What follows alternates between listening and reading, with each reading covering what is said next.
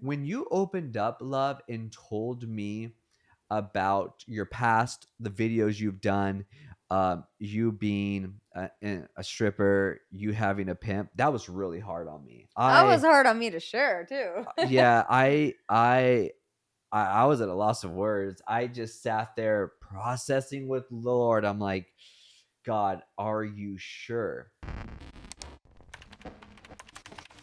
I want to talk to you about a topic that I get asked about a lot. I get emails about this topic, I get direct messages about this topic, and whenever I'm on somebody's podcast, they ask me questions about this topic. And the question is, how do you deal with your partner's sexual past? What's the highest body count you would wife a girl with? Does body count matter? Yes. What? What's your body count? For some of you who don't know this, my wife was in the adult film industry for 7 years, so she definitely has a past. And in body count, I'll be taking you on a journey and giving you biblical solutions to deal with your partner's promiscuous past. Can I get your body count? Hello, everyone. Thanks so much for tuning in to the Love Always Ministries podcast with Richard and Brittni De La Mora. Thank you guys so much for tuning in each and every week. If you listened in last week, then you know that my husband's book is now out. Come on. It released on Friday. It is called Body Count, and it is biblical solutions to deal with your partner's promiscuous past. It is my husband's journey to marrying a famous ex porn star. We just live in this world that is honestly hypersexualized. Jumping on OnlyFans is now something that is just becoming normal. And so I foresee a rise of people that are going to be coming to the faith with high body counts. And then there's going to be people that maybe save themselves for marriage, or they don't have a very high body count. And then they're going to partner up with people that have high body counts, and they're going to want to know what to do. And maybe that's you today. Maybe you're struggling and you don't know what to do. You're having a very hard time with your partner's promiscuous past. Make sure that you pick this book up. It is on Amazon, and you can get it even on, can you get it on Kindle yet? You could get it on Kindle this Friday. This And guys, this Friday is my birthday. So if you're Woo! listening, come on. Happy early birthday. The greatest gift you can give me is actually ordering this book on Kindle or on Amazon. I'm so excited because the book did get #1 top new release this weekend. That was super encouraging just to see how much this book has been already a blessing to people is so incredible. So guys, if you're on here and you already have picked it up, I just want to tell you thank you so much from the bottom of my heart. Body Count, incredible book. And we're going to talk about this topic all month, body count. And we're going to talk about it in different ways. And you know what's so cool, babe? This morning, my mom called me, finished the book, and she said, Rich, I know this book is like, you're helping people get over their partner's past, but like, no, it's just more than that. This is a heart book as well. Like, I'm being challenged just as a mother, as a wife, to dig deep in the crevices of my heart and look at my heart and ask the questions. Am I, forgiving people? Is there any insecurities or jealousy or anything inside of my heart that I need to address that hinders the way that I see people? Wow, that's And so and good. I love hearing that because, when you see a book like this, it's like, oh, this book isn't for me. No, I really believe this book is for all of us. This is going to help us have a deeper love life, have a deeper a grace life where, we're strengthened and we're edified. And I believe this book does that. I think it really challenges you in all facets and areas of your life. So guys, Body Count out today. You could pick it up on Amazon. So guys, today we're going to have a really good conversation, and we're going to talk about my first chapter in this book called Addressing the Elephant in the Room. Yep. Oftentimes, love, one of the questions that we get asked at Love Always Ministries is, when should I bring up my partner's past?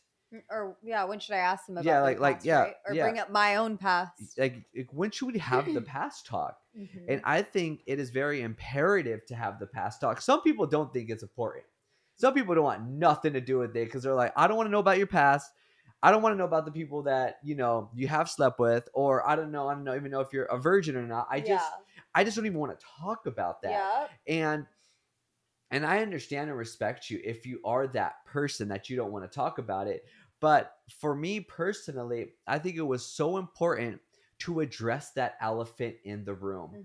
Because if you're not careful, the things that you don't address will eventually address you later on. Does that make sense? Well, yeah, I know a couple that recently we were talking to, and they didn't want to know about each other's past when they were dating, and then years and years after being married and having children and just really have progressed in their lives, they decided, hey, we never really talked about our sexual history. We should, they got curious about it. Yeah. And when they shared their sexual history, one of the significant other, one spouse, got really offended by their past. Yeah. And wishes that they had talked about it sooner. Yeah. And so, yeah, I'm really big on transparency and addressing the elephant. I have heard some other preachers that have said, that I actually look up to, that have said leave it in the past. Yeah. And I'm like, I don't know, like, because if you're gonna get married, like, you should be transparent. And if your partner can't accept you for your past, then why do they even deserve to walk with you into the future? And I just believe that the right person, that is the person that is for you, that God has for you, is going to accept you no matter how dark your past is. They're going to accept you for your past, and they're going to be graced for you. Yeah. So yeah, I'm big on address it. Talk about it. Yeah, I absolutely agree. I think for me personally, I needed to know about your past because I didn't want to allow your past to hinder us later on in the future. And I think personally, your past prepared me. And sometimes we don't see that because we think, well, the past is going to prepare me for The past doom and talk. gloom. The past talk, right? Is going to prepare me for doom and gloom. Like, I don't want to hear that. Then I have something else to deal with. But the reality is that when I heard about your past, when we had the conversation, it prepared me because later on, people would send me your images, send me your videos, and they would literally talk about the past. But when you and I had that conversation, it protected me because there was nothing, everything was out in the open. There was no secrets. And oftentimes the enemy thrives in secrecy. Secrecy is the enemy of transparency. When we lack transparency, we're going to also lack trust because the more transparent we are with each other, the more our trust grows and the more our grace grows. But the big essential question that people are asking in love is like, when is the proper time to have the past talk? What would you say? I mean, it just definitely depends. There's layers to the past, right? And so I think that some, like ours, was definitely in layers. We definitely had some conversations earlier on in dating, but my past was a lot different because my past was out in the open on video for everyone to see. So it was like we started having our past talk a lot sooner. But there were some things that I considered very shameful to me that I waited to share with you until I knew that we were going to get married. So like I made sure to do it before we were engaged, but when we started talking about marriage, it was like, okay, this is a safe person. I can trust him. He sees me as the one. And so I think it's now time to maybe peel back a couple more layers. And so we had some even more difficult conversations about things that I had done. But I needed to know that you were going to be a safe place. See, I think that a lot of times, especially with women, we have this, like, we get involved, we have this emotional fantasy. So like we start dating somebody and right away we see our whole future with them. And then we start opening up way too soon. And it's like the person doesn't even really have feelings for you yet, or maybe they do, but they're barely catching those feelings. And now you've just scared them away because it's like on the first date, you're like, so we're not going to have sex before marriage. And then by the way, I've done X, Y, and Z. I've slept with this many people. It's like, whoa, whoa, whoa. Like they didn't even get to know you. You don't even know if they're a safe person. They could go and now share all that you shared with them with all these other people. You didn't give yourself a chance to get to know them. So I would say that there are layers, but some of the deeper things that are very, very personal to you, when you start talking about marriage, you should do it before you even get engaged. Absolutely. And I agree with you on that. I also think another thing that people need to really do is like before you have this past talk, say if you're dating right now, really make sure that you guys are on the road to marriage, because I think this conversation not only needs to happen at appropriate time, but I also do believe too, you need to be spiritually led. So it's Yeah. like the spirit leading you and you knowing that you want to be with that Yep. person. I think that matters so much. Love, recently I just saw a video that says a high body count will ruin the future. Mm-hmm. What's your thoughts on that? Because I have thoughts on that, but I'm Yeah. wondering, like, what's your thoughts on that? Yeah, it Does a definitely. high body count ruin the future? So, say for instance, let me elaborate real quick, and then I can present this better. Because if we're talking this past talk, right? But then they find out about the body count, then the future's done. That's Supposedly. what quote unquote the world is saying. Yeah. Well, yeah, What's your that's the thoughts on world. that? We're Christians. We're in the world, but we're not of the world. And I do know that it is a deal breaker for Christians, but I really believe that if you have a past, you need to be spiritually mature because you are going to subconsciously attract who you think you deserve. And you cannot share the past talk with a baby Christian or somebody that's not spiritually mature just because they're in church and they're posting scriptures, but yet they spend no time in the Yep. presence of God. Guess what? Your past is going to be a problem to them. Why? Absolutely. Because the Bible says that if you walk by the Spirit, you won't gratify the desires of your flesh. So if you're not walking in the Spirit, that means that you're walking in the flesh. And if you partner up with somebody who is walking in the flesh, guaranteed they are almost going to always have a problem with a promiscuous past. Yep. And so if you have a promiscuous past, yet you're spiritually mature, and then you attract somebody else that's spiritually mature, guess what? They're going to hear from God. Yep. And if they are the one for you, God is going to give them the grace to overlook your past. And so is high body count a deal breaker? In some cases, yes. If you're in the world, if you're walking by the flesh, it could be, right? But if you are a mature believer, and it's like, and you don't even know, maybe you're single right now and you're like, I'm a mature believer, but I would never date somebody with a high body count. Well, guess what? My husband was the same way. He never would have imagined, like, he never woke up and said, hey, one day I'm going to marry an ex-porn star. Like, that was never his vision. That was never his desire. But when we met, God gave him eyes for me, and he knew that I had a past in the adult film industry. And yet God still graced him. Why? Because he's spiritually mature. He has a relationship with God, and God wanted this partnership to happen. If God wants the partnership to happen, nothing can stop it. But you need to make sure that you are spiritually mature and that you are healed and that you have a whole heart so that you attract somebody that is equal to that. Yep, absolutely. And on the flip side of that, if you do have the past talk and it's too much for you, then maybe that person isn't for you.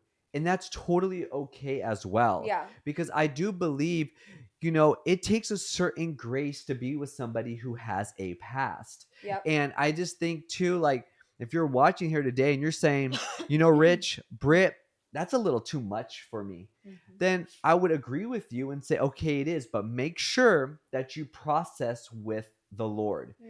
When you opened up, love, and told me about your past, the videos you've done, you being a stripper, you having a pimp, that was really hard on me. That was hard on me to share too. Yeah, I was at a loss of words. I just sat there processing with Lord. I'm like, God, are you sure? And that's one thing I want to tell you guys. When you hear about your partner's past, please process with God, not somebody else. Because as I was processing with God, I felt the peace of God in my spirit. I felt God reminding me, yes, she has a past, but she's not the person. She's not her mistakes. Yeah. Yes, she has a past, but she's a product of God's grace, of my grace, Rich. And as I started to process with God, he started to clear my vision, clear what I heard, because I think the goal of the enemy is for us to stay focused so much on history that we do it at the expense of destiny. And I wanted to make sure that I was listening to God and not listening to my emotions. Yeah. Because I had a thing for you. We were dating at the time, and I'm like, yeah, I'm not going to let what happened for 7 years hinder what you and I could become. And Mhm. that's why I want to encourage you guys here today, like really process with God. And Yeah. another thing too, what comes with the past talk, love, is knowing all the details good. Like what's that limit there? Because I feel like for us, I knew all the movies you did, but I don't want to know everything you did. I get it. You Mhm. are an adult.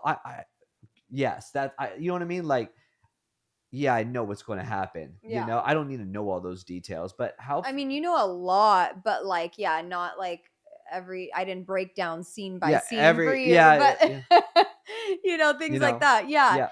But I think so. I really feel like that should be left to the couple's comfortability. Hmm. And if you are the one with the promiscuous past and they are asking you questions where you're like, and then after they ask you the questions and you answer, they're just really struggling and they're like thinking about it and thinking about it for days and days and they just can't let it Yeah. go, then maybe you can have a conversation with them and say, hey, like, I'm willing to share as much as you want, but like if this is too much for you, then maybe, you shouldn't ask all these questions. Or I don't know, like I think that should really be left to the couple's Yeah. level of comfortability. I don't Yeah. think there's anything that like we can, I mean, if we were walking through it with them, it would be a Yeah. lot easier to answer that question, Definitely.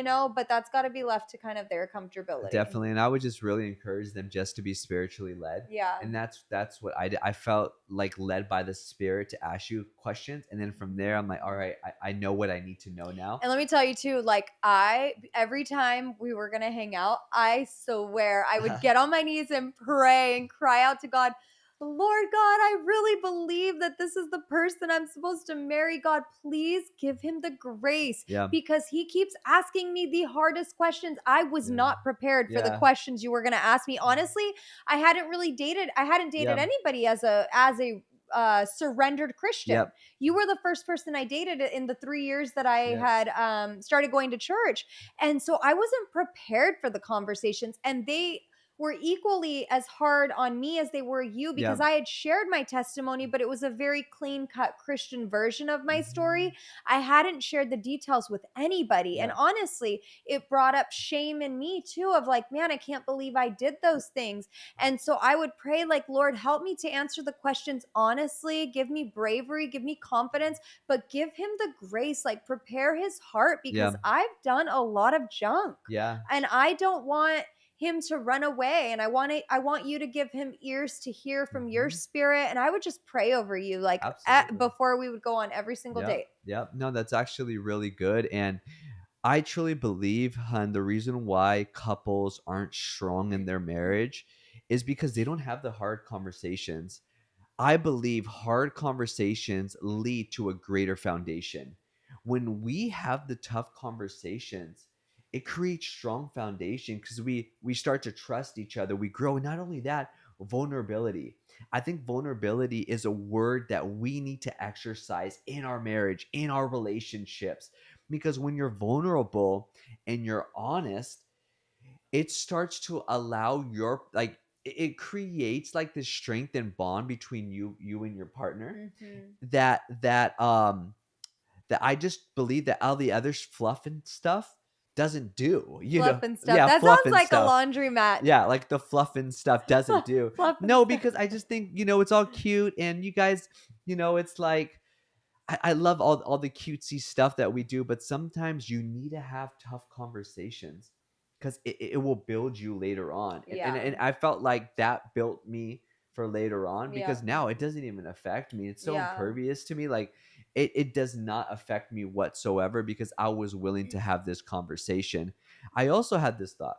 Okay. Okay. What happens if somebody doesn't want to have this conversation and they just want to jump into marriage? If they avoid like both like say parties want to say not? one party wants to bring it up and the other person says, I don't need to talk about it, let's just get married, let's avoid the past Well, talk. then the other person has every right to leave, because if they want to know and you're not willing to be honest, like why should they tie their whole lives to you? You know what I mean? Because if you can't be honest about something as I know it's hard for people to Yep. be honest about the past, but if you can't be honest about the mistakes you've made, Yep. knowing But that what you're if a they don't new want to hear it? creation. What if they just don't want to hear it? Oh, if you said I said, the like, person so doesn't want to say share it. one person wants to bring it Oh, up, they want to share it and the other and then the person doesn't person's want to like, hear it. I don't want to hear about it. I'm totally fine.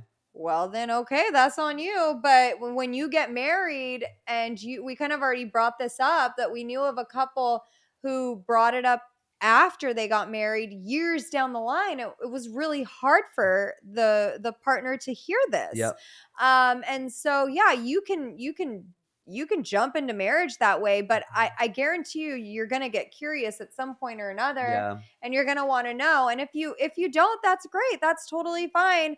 But that might also be hard for the person with the past who wants to have a clear conscience, before you, and you don't want them to. So I don't know. It could go either way. It could Yep. either work out really great for you guys. I actually do know another couple that went through some things, and while they were dating, and they went and did some things, and then ended up like forgiving each other and getting married, and said, we don't ever want to talk about what we did. And they've been married for years, and things are going great for them, Yeah, so it's just being spiritually led. Yeah, exactly. I want to read a quote in the book in the first chapter. It says, "The elephant in the room can only be ignored for so long before it tramples everything in its past." Mm. I just think, as we wrap this conversation up, addressing that elephant, like if we avoid it now, eventually it could trample over something later on in your Yeah. guys' relationship. Mhm. And if you are the couple that doesn't want to hear about it and you guys are full agreement, great. Okay. But here's another thing. If it does come up later on, or you watch something or you see something and it triggers you, please do not throw it in your partner's face, Mhm. because that is not fair. Yeah. Because if that person tried, Britt, and said, I try to bring it up, but you don't want to talk about it, Mhm. and then you ignore it, that's on you. Yeah. And that's why I believe the strength of healthy marriages are found through vulnerability, honesty, and transparency. And that's what I really talk about in that first chapter. And I'm just praying that if you're that couple right now, or if you're dating right now with somebody and this topic is coming up, I just pray that the strength and the grace of God would just come upon your life to help you, because this is not a easy conversation. It's a hard conversation, but I'm telling you, the more you address the baggage now, the less baggage you bring later on in your guys' marriage. Right. That's why I love for you and I, like, it don't bother me at all. I live with a sense of joy. Yeah. Right. And But there was a time that it bothered you. It just doesn't bother you now. well, it was in When we that were time dating, when yeah. we were dating, Which you can read more about in the yeah, book. in the He's book, very but transparent. now I don't get bothered by it at all. I'm like, okay, and I got to be careful too, because I've grown so accustomed to it and it doesn't affect me anymore, that I go through life like but then when I see other people battling it, I have to bring my mind back to that place, Yeah. because I know what that feels Yeah. like, and it doesn't feel good. So anyways, you guys, I hope this conversation has blessed you. Body Count is out now, guys. Please pick it up on Amazon. This Friday is my birthday, September 13th. I turned 38. Friday the 13th. Friday the 13th. Woo. Crazy, right? 38 and feeling great. I love Body it. Count out now. You can pick it up this Friday. It drops on Kindle, Yep. And also hardcover if you want it. a hardcover if you want Which it. is really nice. Somebody told us that they love the feel of the it's book. all matte. I know, that's so It's funny. really nice. It's That's really so funny. nice. And then it drops, babe, on Mhm. Apple Books Woo! this Friday. Let's go. Because if you're an Apple book reader, you can get it there. Yeah, but I'm Kindle, but yeah, but guys, Mhm. we just hope and pray this video blesses you. And if you guys could, if you are watching on YouTube, press like, drop a comment below. Please subscribe. If you are listening on podcast, hey, drop a review. We're at 99 reviews. Who's going to be the 100th review? Whoever you are, that's like God's going to bless you immensely. He's going to drop that favor and that anointing on your life. Guys, once again, we love you so much. Thank you guys so much for being a part of our lives. And if there's any questions or anything about the new book, email us at hello@ilovealwaysministries.com. Once again, my name is Richard. This is my beautiful wife, Brittni. Have a blessed day.